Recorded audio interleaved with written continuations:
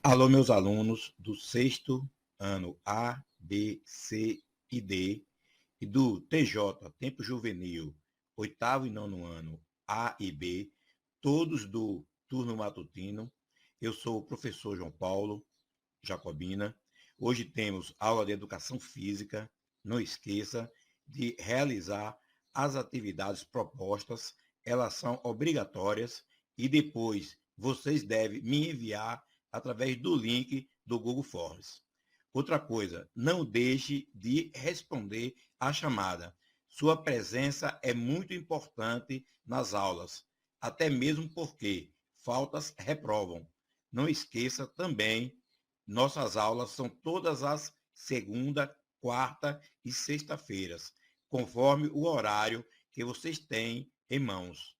Bom dia, nossa aula vai começar, então preste atenção nas atividades que foram enviadas. Assim que terminar as atividades, vocês vão no link do Google Forms, envia para mim, certo?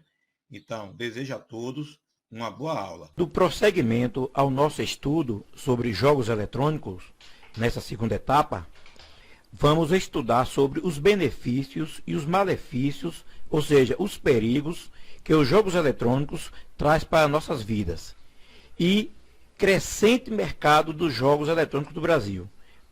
Agora vocês irão assistir 2 vídeos, o primeiro com a psicóloga Alice Damasceno, sobre como, falando sobre os benefícios e os perigos dos jogos eletrônicos, e no segundo vídeo com a jornalista e apresentadora Lisa Palombini, sobre mercado de games no Brasil. Vamos nessa?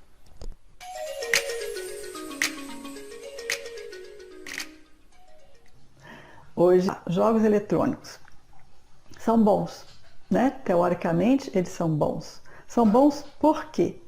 Exceto aqueles que estimulam a violência, que eu particularmente não acho que não é legal, né? Mas eles são bons porque estimula a coordenação, a concentração, algumas habilidades, né, no cérebro são também estimuladas, o foco, o equilíbrio. Então, tudo isso é benéfico até para o desenvolvimento da criança, do adolescente, do jovem também. Então, isso é legal, é divertimento, né? Tudo bem. Agora, qual que é, então, o problema dos jogos? É o excesso. É a falta do limite e a falta do controle. Então, a forma como as crianças e adolescentes estão usando os jogos hoje é que está complicando as coisas. Agora, nós temos também que prestar atenção numa realidade que se impõe, que é uma questão econômica em volta dessa questão dos jogos, né? Então, olha aqui o que o Valor Invest diz a respeito disso. Que o Brasil é o 13º maior mercado de games do mundo e o maior na América Latina. E o país promove campeonatos milionários e movimenta 5,6 bilhões por ano. Então, essa é uma realidade que se impõe, né? Nos Estados Unidos foi feito um campeonato alguns meses atrás e 2 adolescentes ganharam 3 milhões de dólares. Então, alguma coisa que antes era só para divertimento, para alguns acaba sendo também uma profissão. Só que para um adolescente ganhar um campeonato muito disputado, ele tem que ficar em função disso o tempo inteiro.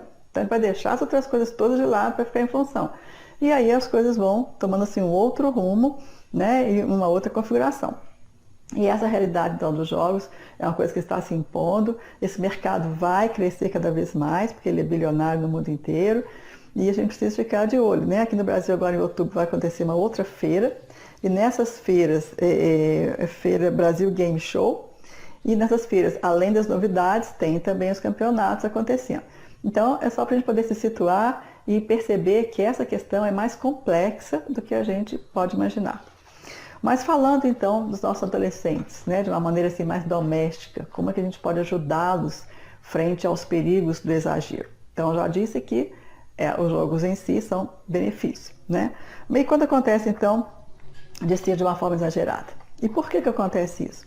Porque quando eles estão fazendo os jogos e gostam, né, de praticar os jogos, jogar com a turma, né, de forma virtual ou então até individualmente, acontece a liberação de um neurotransmissor que chama dopamina. Então, é um neurotransmissor da felicidade, ele dá muito prazer.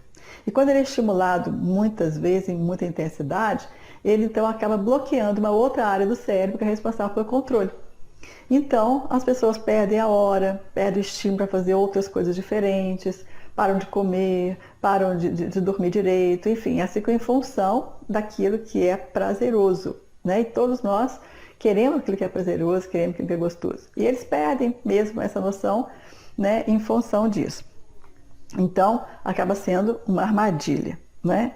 E esse exagero acaba tendo aí, sim, uma série de prejuízos. Na postura física, né, problemas de coluna têm sido mais frequentes. A questão visual, né, aquela luz intensa também prejudica quando exposta há muito tempo. A falta de relacionamento interpessoal, a alimentação, o sono, tudo é prejudicado por conta desse exagero, né, e dessa coisa focada ali nos jogos, que normalmente eles fazem isso, né, assim, com muita tranquilidade e nem percebem que estão fazendo. Então, é alguma coisa que realmente tem preocupado, né, muitos pais e muitas pessoas que têm, né, essa questão assim, de ficar atentos, né, ao que eles dizem e estão responsáveis pela educação e pela condução, né, dos filhos. Você costuma se divertir com jogos eletrônicos? Bom, só para ter uma ideia, o mercado de games no Brasil já é o terceiro maior do mundo. São 60 milhões de jogadores por aqui. E a receita com exportação de jogos dobrou no ano passado, ultrapassando aí os 50 milhões de dólares. E essa tendência vem crescendo aqui no país. Famílias como a de Chiaro estão cada vez mais comuns de se encontrar por aí. Na hora do lazer, ele e o filho, Luca, gostam de se divertir do mesmo jeito, jogando videogame. Eu jogo com meu pai, meus amigos também tem videogame, com os amigos do meu pai. Por muitos problemas do trabalho e tudo mais, aí você chega, liga o videogame, quer esquecer um pouco daquilo, liga o videogame e aí, enfim, joga para descontrair mesmo, tirar um pouco o estresse, sabe, relaxar, esquecer um pouco os problemas. Quando Luca nasceu, a tecnologia dos games já era bem parecida com a atual. Chiaro, o pai, faz parte de uma geração que começou a jogar no começo dos anos 90, em videogames de 8 bits, e viu os jogos se tornarem cada vez mais complexos e realistas.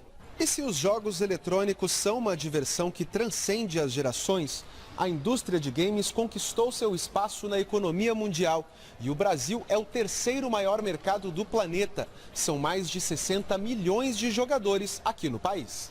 E um dos ramos da indústria de games que vem colaborando para esse crescimento são os esportes, os esportes eletrônicos, que são jogos competitivos para serem disputados em equipes através da internet. Por isso, estabelecimentos como este, onde os jogadores se reúnem para treinar suas habilidades nas partidas, são cada vez mais comuns. O próprio Fortnite, ele é um jogo que faturou só com a versão mobile mais de 500 milhões de reais em meio ano. Então, realmente, vem crescendo gigantescamente, tanto para times, como para jogos e como também na área de PC e console e celular, que a versão mobile ela vem estrondando. O desenvolvimento de jogos para celular é outro nicho da indústria de games que está crescendo a cada ano. Com um visual geralmente mais simples, esses aplicativos atraem tanto os jogadores mais casuais quanto os gamers de carteirinha. Existem quase 400 empresas no Brasil oficialmente que fazem esse trabalho. Muitas empresas conquistando prêmios internacionais e vendendo pelo mundo todo.